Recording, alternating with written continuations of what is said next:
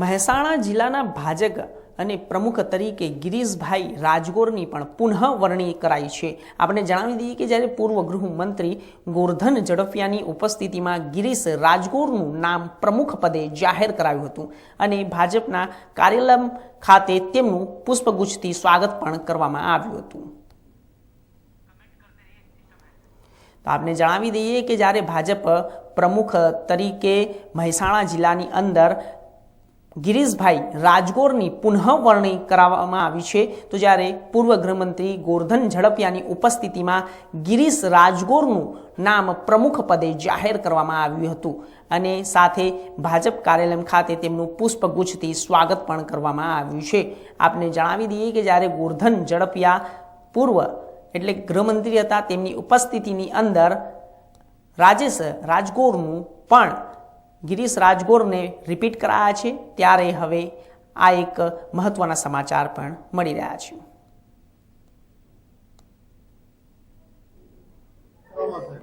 આજે ભારતીય જનતા પાર્ટીના સંગઠન 2024 અંતર્ગત જે ચૂંટણી પ્રક્રિયા ચાલી હતી એના આજે અંતિમ પડાવમાં જિલ્લા અધ્યક્ષની વરણી થવાની હતી। આજે ભારતીય જનતા પાર્ટીના શીર્ષ નેતૃત્વએ એમાં કેન્દ્રીય નેતૃત્વમાં મને આપણા લોકપ્રિય પ્રધાનમંત્રી શ્રી નરેન્દ્રભાઈ મોદી સાહેબ, અમિતભાઈ શાહ સાહેબ, રાષ્ટ્રીય નેતૃત્વ છે કે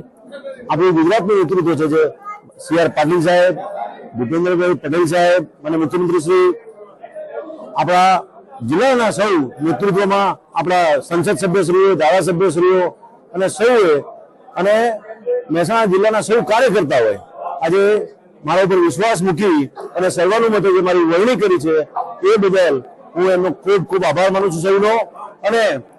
એ ખાતરી આપું છું આપના માધ્યમથી કે ભારતીય જનતા પાર્ટીની અત્યાર સુધીની કામગીરી રહી છે, પ્રગતિ થઈ છે, એનાથી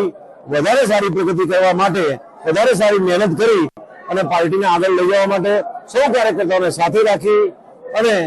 એક થઈ નેક થઈને કામગીરી કરીશું એવી આજે આશા રાખું છું।